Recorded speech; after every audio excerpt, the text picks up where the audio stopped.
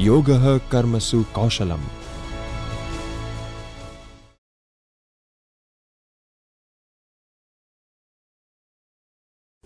नमस्कार, myself Dr. Keval Andaria, Assistant Professor in Srimati M.N.K. Dalal Education College for Women, Ahmedabad, since 2007.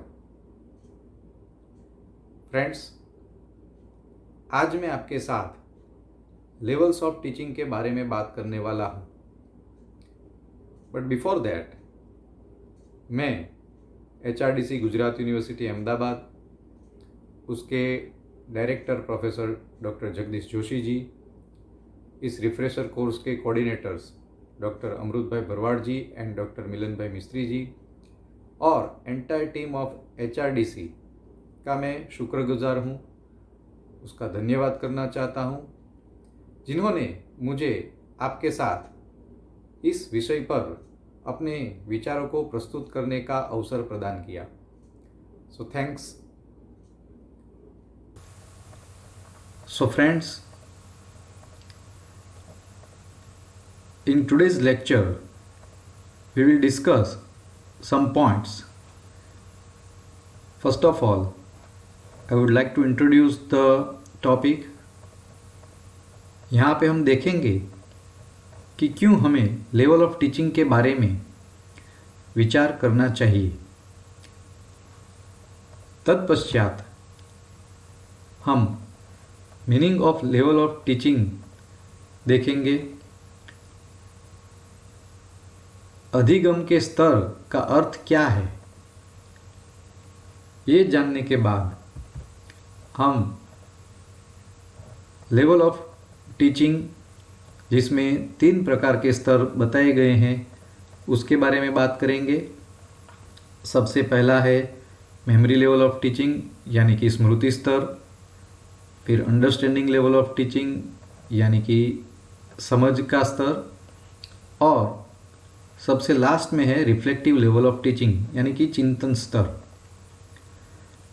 तो ये सारे level of teaching के characteristics क्या है, सभी लेवल ऑफ टीचिंग की विशेषताएं क्या है, वो हम देखने का प्रयास करेंगे।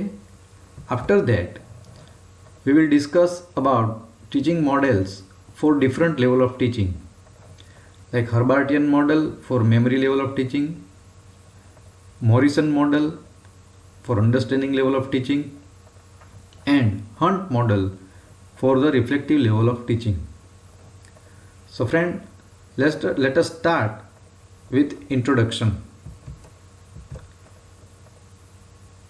In this picture you can see that एक शिक्षक और एक स्टूडेंट है, और दोनों में इंटरेक्शन दिखाने के लिए एरो साइन का इस्तेमाल किया है। तो हम ये कह सकते हैं कि टीचर और स्टूडेंट में इंटरेक्शन होता है। टीचर जो टीचिंग करता है और स्टूडेंट्स जो लर्निंग करते हैं, उसमें इंटर रिलेशनशिप है। जिस प्रकार टीचर टीचिंग करेगा, उस प्रकार स्टूडेंट्स लर्निंग कर पाएगा। जब टीचर टीचिंग के बारे में प्लानिंग करता है, तब वह अपने स्टूडेंट्स के बारे में विचार करता है। What is the age group of my student? What are the interest area of my students? What are the needs and what are the requirements of my students? इस प्रकार कई बातें वो अपने स्टूडेंट्स के बारे में सोचता है और उसके अनुसार अपने अधिगम को वो तैयार करता है।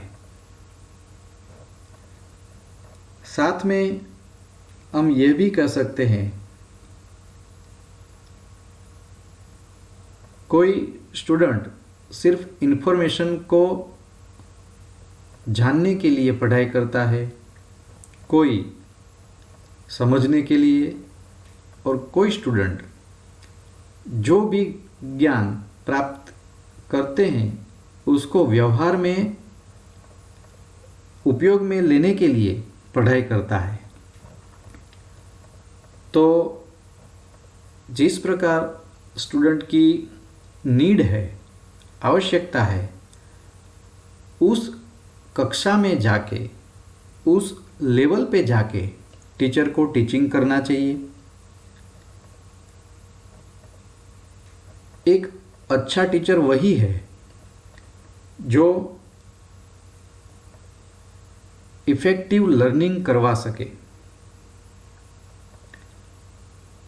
इफेक्टिव लर्निंग यानी हम ये कह सकते हैं जिसमें स्टूडेंट्स को higher order thinking skills develop हो।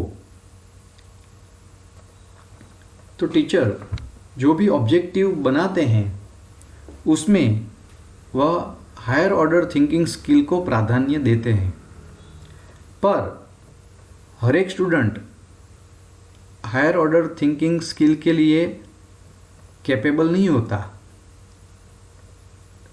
हर एक स्टूडेंट्स की क्षमताएं विभिन्न होती है, उसमें अंतर होता है। टीचर को सारे स्टूडेंट्स के बारे में सोचना है, सारे स्टूडेंट्स को वो कुछ ना कुछ दे सके, इस प्रकार अपने अधिगम का व्यवस्थापन करना है। तो इसलिए टीचर को डिफरेंट लेवल ऑफ टीचिंग के बारे में सोचना चाहिए, जानना चाहिए। इसी हेतु से आज मैं आपके साथ लेवल ऑफ टीचिंग के बारे में बातें करने वाला हूँ। Let us see the meaning of level of teaching. I would like to show one definition level of teaching. The definition is the teacher take their students to the certain level of thinking in reference to content through teaching is called level of teaching. यहाँ पे यह बताया गया है कि जब कोई teacher कोई कंटेंट को पढ़ाता है तब उसके संदर्भ में, उसके कॉन्टेक्स्ट में वो अपने स्टूडेंट को विचार की कौन सी कक्षा पे ले जाना चाहता है वो तय करता है, और वही लेवल ऑफ टीचिंग होता है। जब टीचर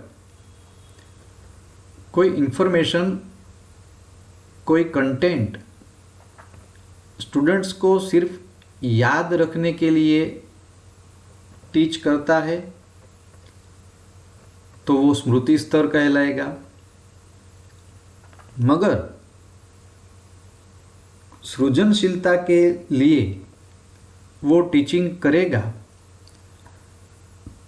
तो वो चिंतन स्तर यानी कि रिफ्लेक्टिव लेवल ऑफ थिंकिंग के स्तर पे जाके टीचिंग कर रहा है, ऐसा हम कह सकते हैं। यानी कि स्टूडेंट को कंटेंट के साथ में, कंटेंट के रेफरेंस में हम कौन सी वैचारिक कक्षा पे ले जाना चाहते हैं वो हम एज अ टीचर डिसाइड करते हैं, and then we will teach for that level, और वही लेवल को हम लेवल ऑफ टीचिंग मानते हैं।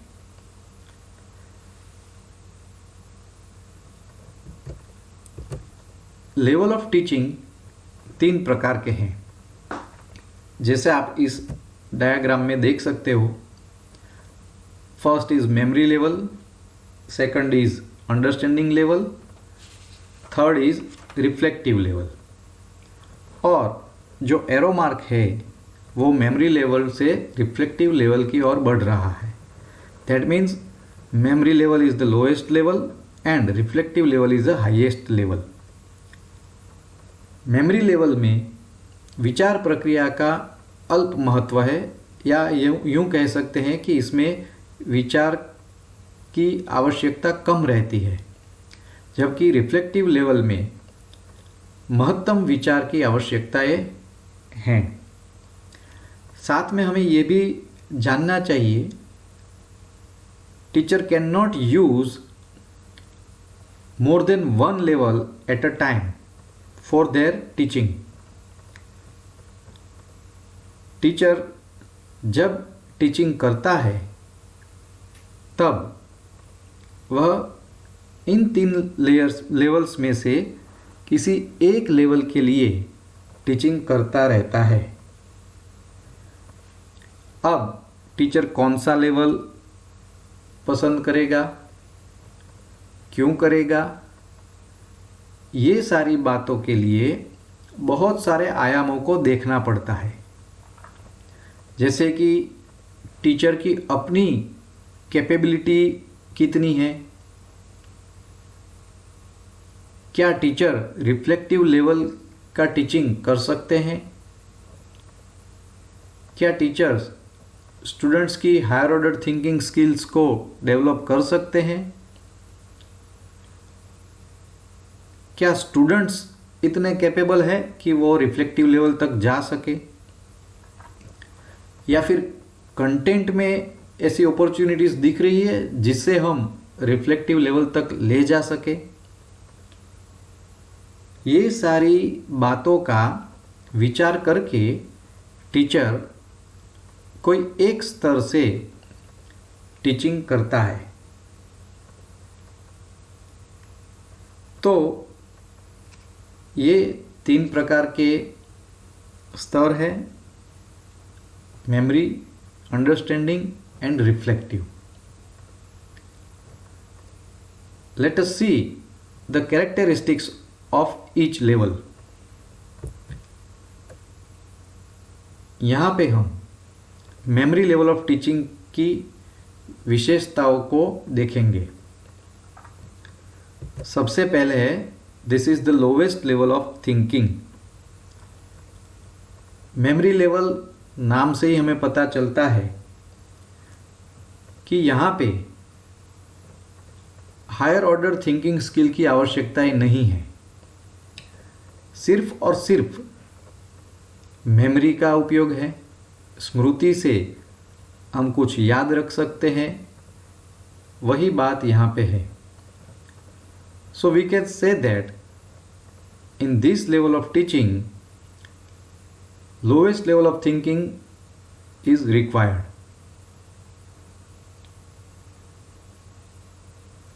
दूसरी विशेषता है, यहाँ पे स्टूडेंट्स को सिर्फ बुकिश नॉलेज मिलेगा, यानी कि बुक में जो दिया गया है, पुस्तक में जो है, वो स्टूडेंट्स रट ले, याद रख ले, अपनी स्मृति में रख ले, तो उसका लर्निंग हो गया ऐसा समझा जाता है। और इस प्रकार मेमोरी लेवल ऑफ टीचिंग में टीचर टीच करते हैं। जैसे कि मैथ्स में कोई सम किस तरह से सॉल्व किया जाता है, वो टीचर एक्सप्लेन नहीं करता, बट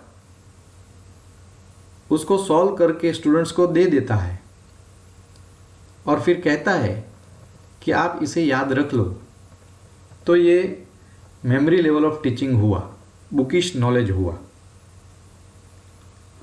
यहाँ पे अंडरस्टैंडिंग की जगह रिमेंबरिंग को फोकस में रखते हैं। जब हम मेमोरी लेवल ऑफ टीचिंग से टीचिंग करते हैं तब स्टूडेंट्स को कितना याद रहा, यह बात इम्पोर्टेंट है। उसका अंडरस्टैंडिंग कितना हुआ इस पे ध्यान नहीं होता है। वैसे तो यह level is not consider as a good level of teaching, क्योंकि यहाँ पे लोअर लेवल थिंकिंग स्किल्स का ही यूज़ है। इसलिए स्मृति स्तर के अधिगम को ज़्यादा उपयोगी नहीं माना गया। But at the same time it is useful for development of memory and exercising memory.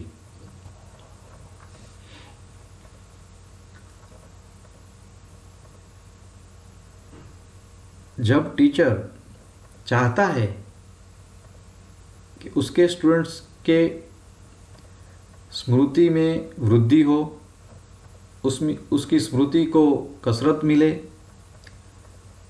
तब ये मेमोरी लेवल से टीचिंग कर सकता है।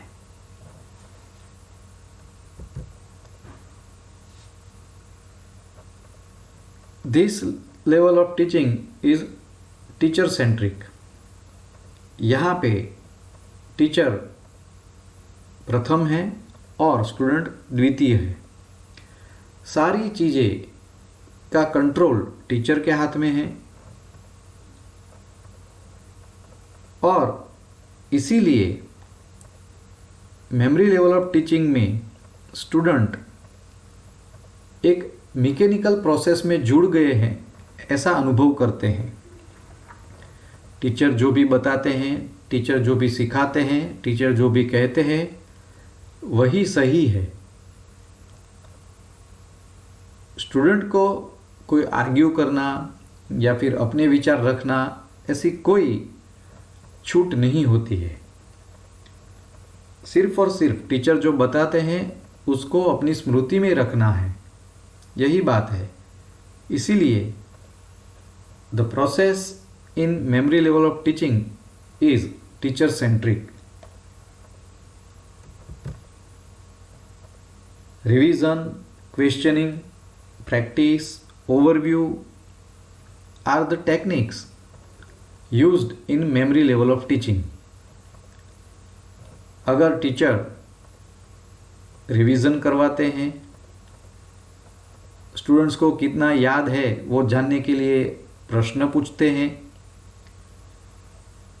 लगातार कोई चीज़ प्रैक्टिस करवाते हैं या फिर ओवरव्यू देते हैं, तो वो मेमोरी लेवल का टीचिंग करते हैं और These are the techniques used in memory level of teaching. तो ये स्मृति स्तर के अधिगम की विशेषताएं हैं। आगे हम अंडरस्टैंडिंग लेवल ऑफ टीचिंग की विशेषताएं, कैरेक्टरिस्टिक्स देखेंगे। इसमें पहला हम कह सकते हैं यह मिडल लेवल थिंकिंग है। यहाँ पे स्टूडेंट्स को अपनी थिंकिंग स्किल का इस्तेमाल करना पड़ता है, पर हायर ऑर्डर थिंकिंग स्किल की अभी भी ज़रूरत नहीं है। इसलिए ये मिडिल लेवल ऑफ थिंकिंग कहा गया है। तत्पश्चात हम ये कह सकते हैं कि at the time when teacher teaches at understanding level, then students have to understand the concepts.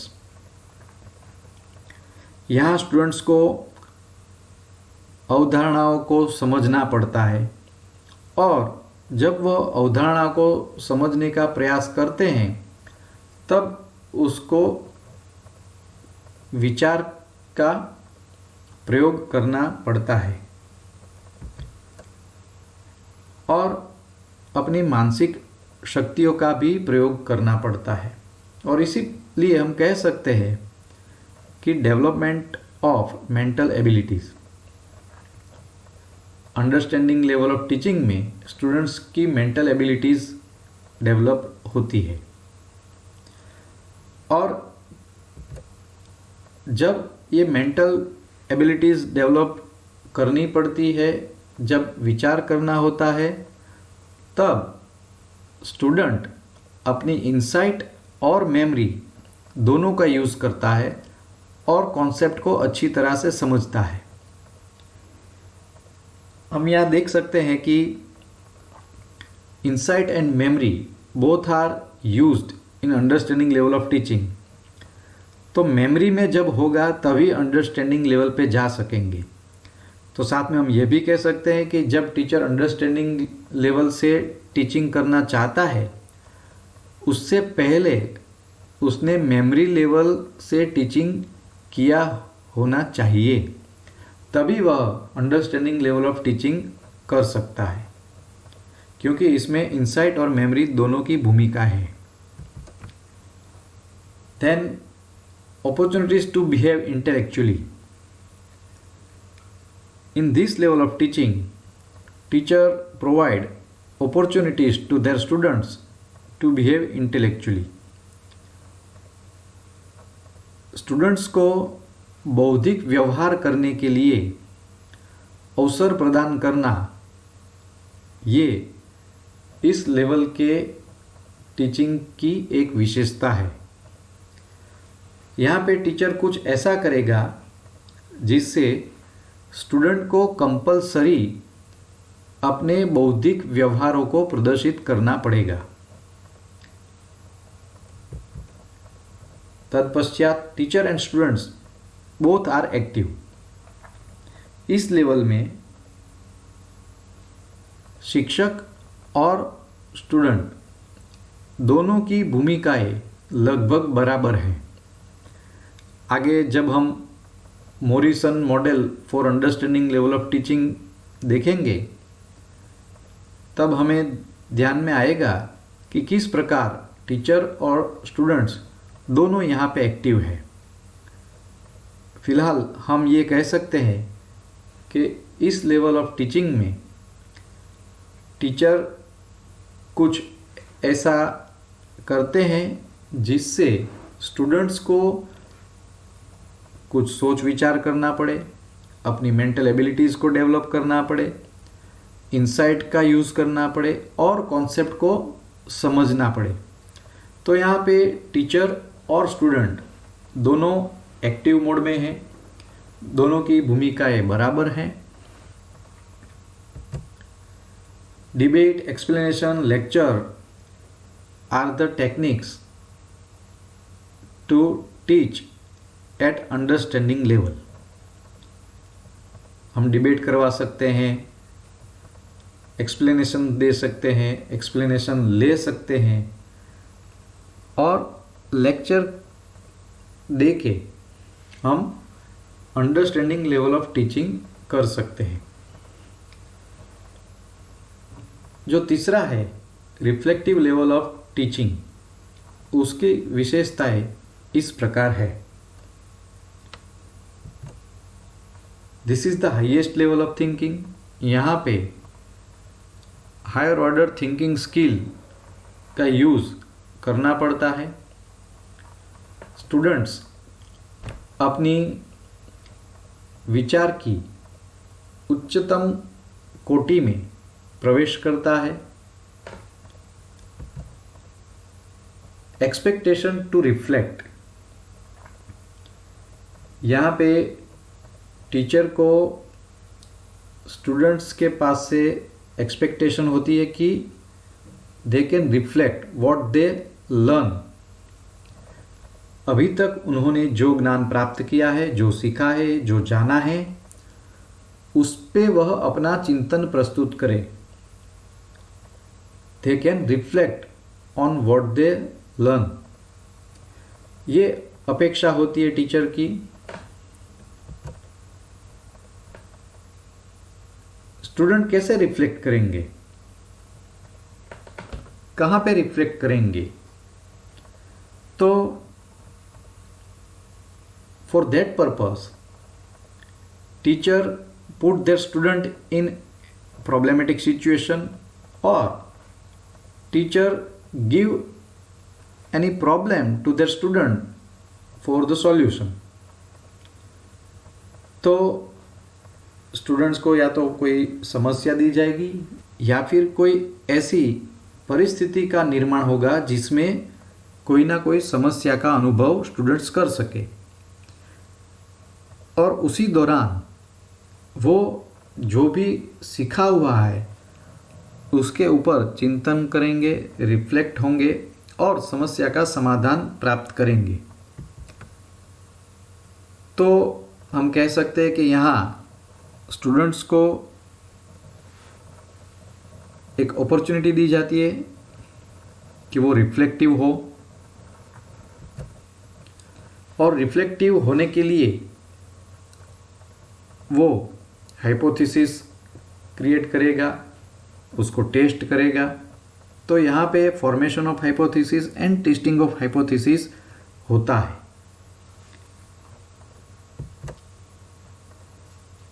We can say that reflective level of teaching is a student centric, because यहाँ पे टीचर सिर्फ कोई प्रॉब्लम बताता है या फिर problematic situation में students को रखता है। After that only and only student have to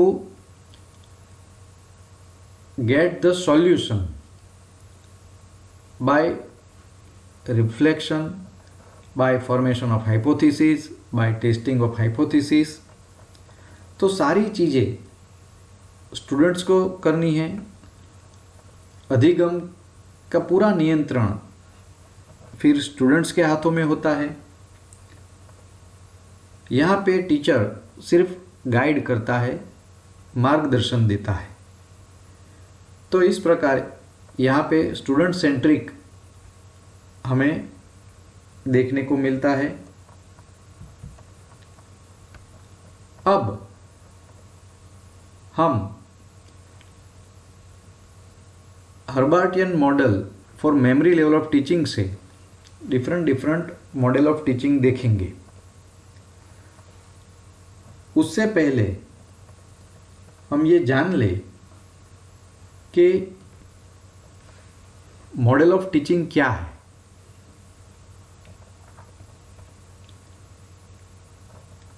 model of teaching यानी कि अधिगम के प्रतिमान, उसमें मूल रूप से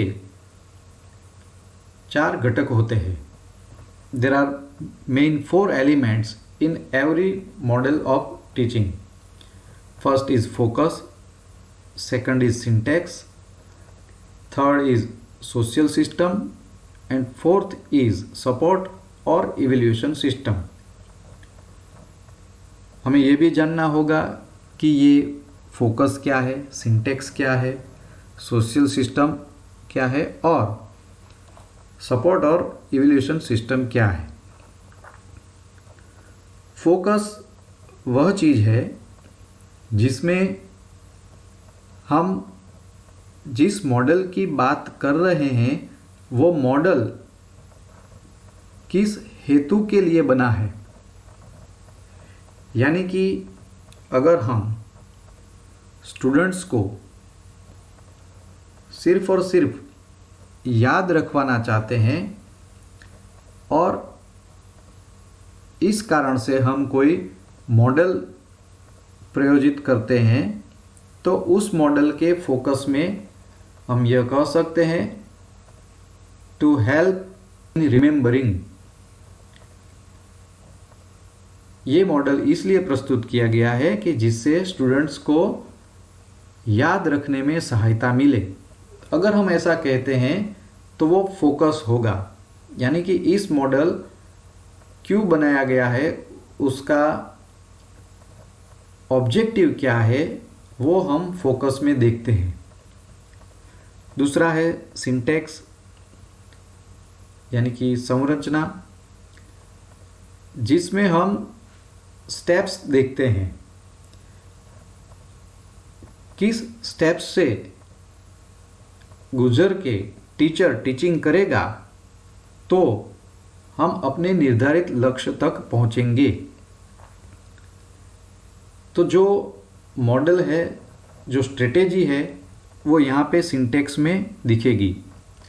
यहाँ पे स्टेप्स दिखेंगे जिसको फॉलो करके टीचर उस मॉडल को अपने क्लास में इम्प्लीमेंट कर सकेगा, तो वो सिंटेक्स कहलाता है। तीसरा है social system. In this element the role of teacher, the role of student, and the interrelationship of student and teacher are discussed। यानी कि जो सामाजिक प्रणाली है उसमें जब हम मॉडल का प्रयोग करेंगे तब टीचर की भूमिकाएं क्या होगी, स्टूडेंट की भूमिकाएं क्या होगी, स्टूडेंट टीचर में किस तरह से अंतरक्रिया होगी, कौन एक्टिव होगा, कौन इनएक्टिव होगा, ये सारी बातों का विचार होता है। और लास्ट जो है वो है सपोर्ट और इवैल्यूएशन सिस्टम। उसमें हम स्टूडेंट का किस प्रकार से मूल्यांकन कर सकते हैं वो चीज़ें बताई होती है। अगर हम कोई मॉडल का इस्तेमाल करते हैं तो इस मॉडल के इस्तेमाल के बाद how we can evaluate our students, ये डिफाइन किया जाता है। तो आगे हम 3 मॉडल देखने वाले हैं, जिसमें पहला है Herbartian model for memory level of teaching, जो जॉन फ्रेडरिच हर्बार्ट ने प्रस्तुत किया था। और मॉडल ऑफ टीचिंग के आधार पे उससे हम देखेंगे तो जो 4 एलिमेंट्स है उसके साथ में हम ये मॉडल देखेंगे। पहला एलिमेंट है फोकस। तो स्मृति स्तर के अधिगम के लिए हर्बार्ट ने जो मॉडल दिया उसका फोकस क्या है, फैक्ट्स को याद रखना और सम एबिलिटीज़ को डेवलप करना, जैसे कि training of mental work, knowledge about the facts, remembering. इन चीज़ों को अगर हम ध्यान में लेना है तो हम हर्बार्टियन मॉडल यूज़ कर सकते हैं और ये उसका फोकस है। दूसरा एलिमेंट है सिंटेक्स, जिसमें आगे मैंने बताया कि स्ट्रेटेजी होती है, स्टेप्स होते हैं जिसको फॉलो करके हम ये मॉडल का इम्प्लीमेंटेशन कर सकते हैं। तो यहाँ पे फर्स्ट स्टेप है preparation and statement of aim, second is presentation, third is comparison and association, fourth is generalization, and fifth is application. Let us see all the steps one by one. In preparation and statement of aim level, teacher will introduce their topic to their students. In this step, teacher will ask some questions to their students to know how much their students know about the topic. Means teacher will check the pre-knowledge of their students. फिर वो ऐसे भी questions पूछता है जिससे student को नई चीज़ें जानने की उत्सुकता बढ़े। जैसे कोई शिक्षक ने जो बातें स्टूडेंट्स जानते हैं वो पहले बताया, उसके बारे में क्वेश्चन किया, फिर एक आध क्वेश्चन ऐसा किया जिससे स्टूडेंट्स को ऐसा लगा कि अरे भाई ये तो हम नहीं जानते, I want to know how this will happen. तो इस तरह से वो स्टूडेंट्स में नई जानकारी प्राप्त करने के लिए एक क्यूरियोसिटी डेवलप करता है। तत्पश्चात वो अपने टॉपिक को धीरे धीरे से आगे बढ़ाता है। जब स्टूडेंट न्यू नॉलेज के लिए प्रिपेयर हो जाए तब वह स्टेटमेंट ऑफ एम कहता है, यानी कि वो स्टूडेंट को इन्फॉर्म करता है what will they learn today. जैसे हम बोलते हैं कि आज हम लेवल ऑफ टीचिंग के बारे में बात करेंगे, तो ये स्टेटमेंट ऑफ एम हुआ। तो वो बोलता है और ब्लैक बोर्ड पे लिखता है। पहले स्टेप में ये सारी चीज़ें हैं। दूसरा स्टेप है प्रेजेंटेशन का, प्रस्तुतिकरण। यहाँ पे टीचर स्टूडेंट्स के सामने नया ज्ञान रखते हैं। जो कंटेंट स्टूडेंट्स को पढ़ाना है वो यहाँ पे स्टूडेंट्स के सामने रखते हैं। यहाँ पे वो यह ध्यान रखते हैं कि जब नया ज्ञान स्टूडेंट्स के सामने प्रस्तुत हो रहा है तो वह उसको प्री नॉलेज के साथ जोड़ते हुए नए ज्ञान को स्टूडेंट्स के सामने रखे।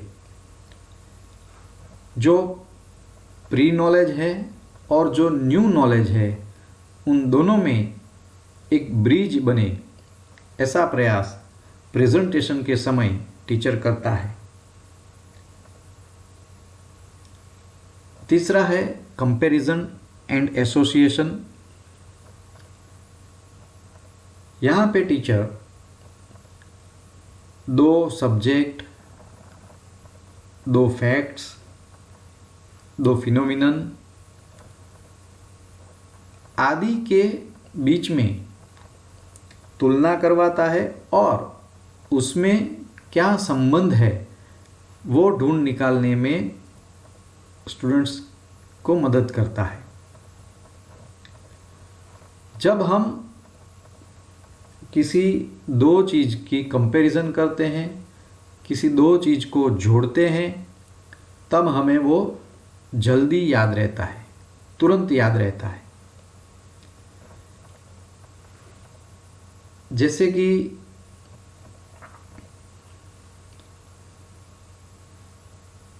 कोई अवधारणा को समझाने के वक्त हम अपने स्टूडेंट्स को एग्जाम्पल्स देते हैं। एग्जाम्पल्स वो होते हैं जो स्टूडेंट्स को अपने निजी जीवन में कहीं ना कहीं अनुभव में आए होते हैं। तो उस घटना का हम जो नया सिखा रहे हैं उससे कंपैरिजन करते हैं और एसोसिएशन करते हैं, तब स्टूडेंट्स को वो नई अवधारणा तुरंत याद रह जाती है, समझ आ जाती है। सो in this third step, comparison and association will take place. Fourth is a generalization. In this step, teacher will provide an opportunity to think. जो उन्होंने सिखाया है उस पे स्टूडेंट विचार कर सके, ऐसा एक अवसर शिक्षक प्रदान करता है। यहाँ पे स्टूडेंट नए नियमों, नए सिद्धांतों की रचना करता है जो उसके भविष्य के जीवन में उनको कहीं ना कहीं उपयोग में लेना है। तो यहाँ पे वो जो सारी चीज़ें उन्होंने जानी हैं, समझी है, उसको जनरलाइज करते हैं, उसके आधार पे कोई नियम या सिद्धांत की रचना करते हैं। Last step is application. In this step, Herbart asked their student to apply their knowledge in real life situation. Herbert के अनुसार इस स्टेप में स्टूडेंट्स को अपने निजी जीवन के व्यवहार में अपने ज्ञान का इस्तेमाल करना है। जब स्टूडेंट अपने ज्ञान का वास्तविक जीवन में उपयोग करता है तब वह उसको टेस्ट कर सकते हैं और लाइफ लॉन्ग याद रख सकते हैं। जो फोकस में था कि याद रखना, training for mental work, knowledge for facts, ये जो सारी बातें फोकस में बताई गई थी वो एप्लीकेशन के स्तर से हम फुलफिल कर सकते हैं। तत्पश्चात है सोशल सिस्टम, सामाजिक प्रणाली। आगे जब हम मेमोरी लेवल ऑफ टीचिंग की विशेषताएं देख रहे थे तब हमने देखा था कि इसमें टीचर होता है वो प्रभावी होता है। टीचर सेंट्रिक ये प्रोसेस है। तो यहाँ पे टीचर सबसे ऊपर है। स्टूडेंट्स को किसी भी प्रकार की स्वतंत्रता नहीं मिलती है। They can not express themselves and students be a listener only। ये सिर्फ अच्छे श्रोता बन सकते हैं। यहाँ पे सारी एक्टिविटीज़ का कंट्रोल टीचर के पास में है। यहाँ पे टीचर को कंटेंट प्रेजेंट करना है, उसको प्री नॉलेज के साथ जोड़ना है या फिर वास्तविक जीवन के साथ उसको जोड़ना है और स्टूडेंट्स को मोटिवेट करना है। So this is the social system in Herbartian model. Last है सपोर्ट और इवैल्यूएशन सिस्टम। क्योंकि यहाँ पे स्मृति के लिए टीचिंग हो रहा है तो इवैल्यूएशन भी उसी तरह होना चाहिए। यानी कि स्टूडेंट्स को कितना याद रहा वो देखने के लिए इवैल्यूएशन होता है। तो वो देखने के लिए हम ऐसे type questions, objective type questions, सारे प्रकार के क्वेश्चंस रख सकते हैं। ओरल एग्जामिनेशन ले सकते हैं, रिटन एग्जामिनेशन ले सकते हैं। यहाँ पे सिर्फ और सिर्फ वही देखा जाता है कि how much students have remembered, कितने प्रश्नों के सही उत्तर दिए, ये सारी चीज़ों का ध्यान रखा जाता है। फ्रेंड्स, इस मॉडल को डिस्कस करने के बाद अगर हम सोचें as a teacher, as a professor, how we teach to our students, तो कहीं ना कहीं हमें ये ख्याल आता है कि हमारा बहुत सारा समय इस प्रकार के टीचिंग में जाता है जो कि very lower level of teaching माना जाता है। फिर भी इसकी बोलबाला है। शायद ही कोई टीचर इससे आगे जाके टीचिंग कर पाता है। अगर हम secondary, higher secondary school teachers की बात करें तो ज़्यादातर टीचर इसी सिस्टम को फॉलो करते हैं। Next is Morrison model for understanding level of teaching, जो कि एंथोनी मॉरिसन द्वारा प्रस्तुत किया गया है।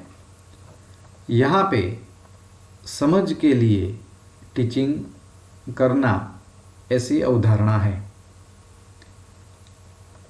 यहाँ पे मॉरिसन बताते हैं कि अगर हम इस मॉडल का सही ढंग से इम्प्लीमेंटेशन करें तो शायद ही क्लासरूम का कोई बच्चा सीखने से शायद ही कोई बच्चा ना सीखे। तो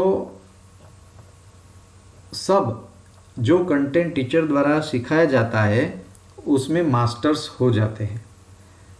इसीलिए इस मॉडल को मास्टरी मॉडल ऑफ टीचिंग भी कहा जाता है। मॉडल्स ऑफ टीचिंग के 4 एलिमेंट्स की बात करें तो मॉरिसन मॉडल का फोकस है complete understanding of the topic, and by that changing in behavior. दूसरे शब्दों में कहे तो हर एक स्टूडेंट जो कंटेंट पढ़ाया जा रहा है उसमें मास्टरी हासिल करे, ये इसका फोकस है। अब सिंटेक्स के बारे में बात करेंगे तो in this model also 5 steps are there. First is exploration, second is presentation, third is assimilation, then organisation and last is recitation. In the step of exploration teacher will conduct 3 activities. पहला है teacher students को questions पूछेंगे जिससे कि वो जान सके कि उसका प्री नॉलेज क्या है, मेमोरी लेवल ऑफ टीचिंग सही ढंग से हुआ है कि नहीं हुआ है। दूसरा, वो कंटेंट को तपासेंगे, कंटेंट एनालिसिस करेंगे, कंटेंट को सब टॉपिक्स में डिवाइड करके लॉजिकल सीक्वेंस में उसको अरेंज करेंगे। और तीसरा है ओवरऑल टीचिंग किस प्रकार से होगा उसका प्लानिंग करेंगे।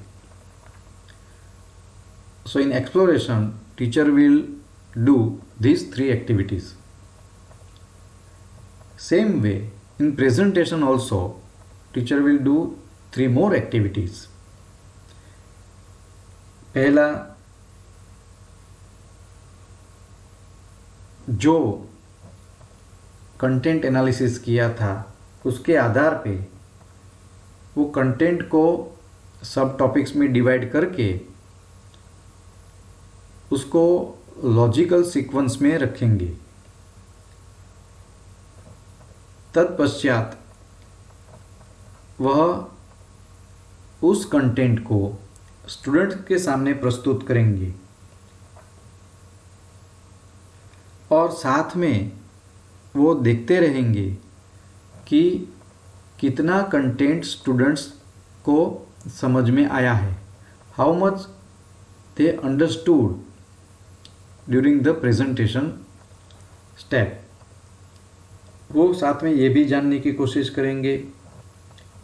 और जब तक क्लासरूम के मोस्ट ऑफ द स्टूडेंट्स को कंटेंट कंप्लीटली अंडरस्टूड हो जाएगा तब तक वो कंटेंट को बारी बारी प्रस्तुत करते रहेंगे, उसका रिपीटेशन करते रहेंगे। थर्ड स्टेप है एसिमिलेशन। यहाँ पे स्टूडेंट्स जो ज्ञान प्राप्त करता है उसको आत्मसात करने का प्रयास करता है, और जब स्टूडेंट ज्ञान को आत्मसात करने का प्रयास करता है तब टीचर उसको सहायता करता है, मार्गदर्शन देता है। जैसे कि जनरलाइजेशन करवाने में हेल्प करे, या फिर स्टूडेंट्स में जो इंडिविजुअल डिफरेंसेस होते हैं उसके आधार पे हर एक स्टूडेंट्स को गाइड करे, लर्निंग कैपेबिलिटीज़ को बढ़ाने में हेल्प करे, और इस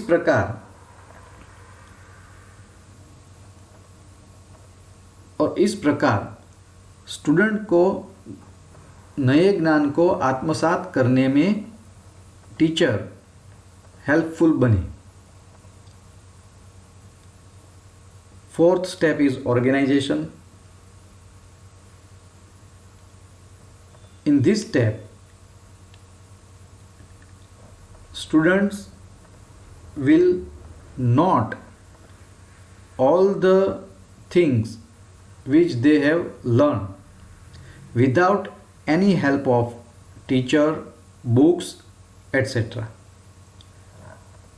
इस स्टेप पे आके स्टूडेंट्स ने अभी तक जो सीखा है उसकी अपनी कॉपी में नोंद करेंगे। यहाँ पे वो किसी की भी सहायता नहीं लेते, ना ही शिक्षक की, ना ही कोई पुस्तक की। उसने जो सीखा है, जो ज्ञान प्राप्त किया है, उसके आधार पे वह अपनी नोट तैयार करेंगे। और लास्ट जो स्टेप है वो है recitation. In this step student will describe orally what they have learn before the class. सभी स्टूडेंट बारी बारी क्लास के सामने आके बताएंगे कि हमने क्या क्या सीखा है। तो इस प्रकार हम मॉरिसन मॉडल का उपयोग वर्गखंड में कर सकते हैं। यह 5 स्टेप्स को फॉलो करके we can implement this model in our teaching also. Social system के बारे में बात करें तो यहाँ पे टीचर और स्टूडेंट्स दोनों एक्टिव हैं। जब हम अंडरस्टैंडिंग लेवल ऑफ टीचिंग की विशेषताओं को देख रहे थे तब हमने बताया था कि यहाँ पे टीचर और स्टूडेंट्स बोथ आर एक्टिव, और तब मैंने ये भी बताया था जब हम मॉडल्स की बात करेंगे तब हम जानेंगे कि किस प्रकार यहाँ पे दोनों एक्टिव है। ये जानने के लिए फिर से हमें सिंटेक्स पे नज़र करनी होगी। सिंटेक्स में पहला है एक्सप्लोरेशन, दूसरा है प्रेजेंटेशन। एक्सप्लोरेशन के वक्त टीचर कार्य करता है, प्रेजेंटेशन में भी टीचर ही कार्य करता है। तीसरा स्टेप है एसिमिलेशन। यहाँ पे स्टूडेंट जो नया ज्ञान है उसको आत्मसात करने का प्रयास करता है, यानी कि यहाँ से स्टूडेंट्स एक्टिव होता है, पर साथ में वो प्रोसेस में टीचर उसको हेल्प करता है, यानी कि टीचर भी यहाँ एक्टिव है। 4th एंड 5th स्टेप में सिर्फ और सिर्फ स्टूडेंट्स एक्टिव होते हैं। 4th स्टेप में स्टूडेंट बिना किसी सहायता के उन्होंने जो भी ज्ञान प्राप्त किया है उसके आधार पे नोट बनाते हैं, और लास्ट में वो क्लास के सामने उन्होंने जो भी सीखा है उसका वर्णन करते हैं। तो यहाँ पे 4th एंड 5th स्टेप में सिर्फ स्टूडेंट एक्टिव है। तो इस तरह इस मॉडल में students and teachers both are active. यहाँ पे टीचर स्टूडेंट्स को इंटरनली और एक्सटर्नली मोटिवेशन करता रहता है और आवश्यक है। अगर हम इसकी सपोर्ट और इवैल्यूएशन सिस्टम देखें तो यहाँ पे कोई एक प्रकार का इवैल्यूएशन फिक्स नहीं होता है, क्योंकि हमें स्टूडेंट्स का अंडरस्टैंडिंग कितना हुआ वो देखना है, कंटेंट को कितना समझे हैं वो जानना है। इसलिए इवैल्यूएशन प्रोसेस में समय समय पे बदलाव आ सकते हैं। फिर भी ओरल एग्जामिनेशन, रिटन एग्जामिनेशन, ऐसे टाइप क्वेश्चंस, ऑब्जेक्टिव क्वेश्चंस सब हम यहाँ यूज़ कर सकते हैं। But as we know the objective type questions are not much useful to check the understanding of the students। तो यहाँ पे ऑब्जेक्टिव टाइप क्वेश्चन कम यूज होते हैं। तो इस प्रकार एंथनी मॉरिसन द्वारा प्रस्तुत किया गया model, Morrison model mastery model for understanding level of teaching है। आगे लास्ट जो मॉडल है वो है हंट द्वारा प्रस्तुत किया गया रिफ्लेक्टिव लेवल ऑफ टीचिंग। चिंतन स्तर के अधिगम के लिए अधिगम प्रतिमान। उसका फोकस देखें तो यहाँ पे हायर ऑर्डर थिंकिंग स्किल्स को डेवलप करना, ये एक फोकस है। Students can develop the ability to solve the problems. Students can develop the abilities to be creative, to be critical, or students can think originally। ये सारी बातें इस model के फोकस में हैं। अगर इसका सिंटेक्स हम देखें तो mainly 4 steps are there. First is creating problematic situation. Second is formulation of hypothesis. Third is collection of data. And fourth is testing hypothesis. पहले स्टेप में टीचर स्टूडेंट्स को प्रॉब्लमेटिक सिचुएशन देता है या फिर कोई प्रॉब्लम बताता है जिसका सॉल्यूशन स्टूडेंट्स को ढूंढ निकालना है। For that they formulate hypothesis,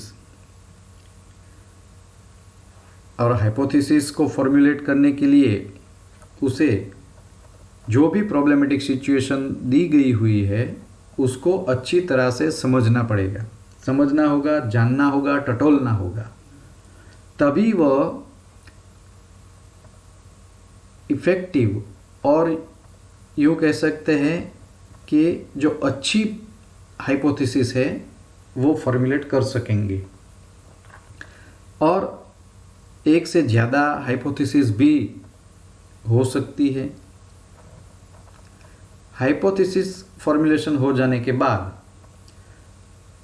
वो डेटा कलेक्शन करेंगे।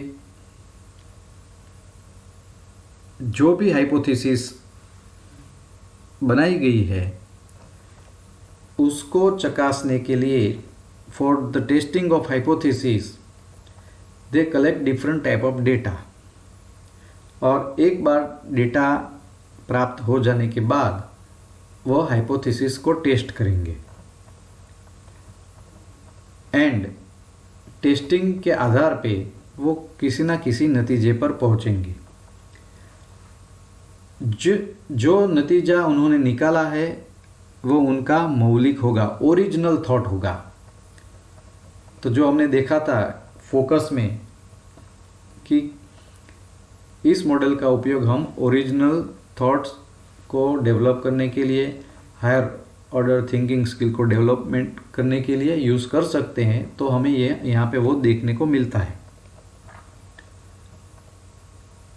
जब हम रिफ्लेक्टिव बनते हैं तब भी हम ऐसे सोपानों से ही गुजरते हैं। रिफ्लेक्टिव थिंकिंग में भी प्रॉब्लम होते हैं या फिर प्रॉब्लमेटिक सिचुएशन होती है जिसका हमें सॉल्यूशन ढूंढना है। फिर हम उसको उस प्रॉब्लम को जानना, पहचानना, समझना की कोशिश करते हैं. Then after we will find the different solutions and सब सॉल्यूशंस को हम टेस्ट करते हैं और लास्ट में जो सबसे अच्छा सर्वोत्तम विकल्प है उसका चयन करके हम रिफ्लेक्टिव बनते हैं. तो यहाँ पे भी उसी तरह का स्टेप्स दिखाई देता है. सोशल सिस्टम की बात करें तो यहाँ पे स्टूडेंट सेंट्रिक सिस्टम देखने को मिलती है. Students are free to express themself, students are free to learn themself. यहाँ पे सारा कंट्रोल स्टूडेंट्स के हाथ में है. अगर हम स्टेप्स देखें तो सिर्फ फर्स्ट स्टेप में टीचर स्टूडेंट्स को प्रॉब्लमेटिक सिचुएशन देता है, फिर टीचर की कोई भूमिका नहीं रहती. बाकी के सारे स्टेप्स में स्टूडेंट्स की ही भूमिका है. तो यहाँ पे स्टूडेंट्स है वो प्रथम है और टीचर द्वितीय है. सेमिनार्स, ग्रुप डिस्कशंस आदि का आयोजन करके हम स्टूडेंट्स में रिफ्लेक्टिव लेवल तक जा सकते हैं. यहाँ पे भी internal and external motivation is required. तो टीचर स्टूडेंट्स को मोटिवेट करता है. इस मॉडल के सपोर्ट और इवोल्यूशन सिस्टम देखें तो यहाँ पे स्टूडेंट्स की हायर ऑर्डर थिंकिंग स्किल कितनी डेवलप हुई है वो जानना है. क्या स्टूडेंट क्रिएटिव बना है, क्या क्रिटिकल थिंकिंग कर पा रहा है, ये सारी चीज़ें जाननी है. इसलिए यहाँ पे ऐसे टाइप क्वेश्चंस, डिबेट्स, सेमिनार्स, इलोक्यूशंस ऐसी एक्टिविटीज़ करवा के उसका इवैल्यूएशन कर सकते हैं. यहाँ पे ऑब्जेक्टिव टाइप क्वेश्चंस नहीं होते या फिर उसका इस्तेमाल नहीं होता क्योंकि वो अच्छी तरह से सृजन शक्ति या फिर विवेचन शक्ति का मापन नहीं कर सकते. सो फ्रेंड्स, अब तक हमने देखा लेवल ऑफ टीचिंग किसे कहते हैं, लेवल ऑफ टीचिंग कितने हैं, कौन कौन से हैं, जिसमें memory level, understanding level and reflective level की बात की.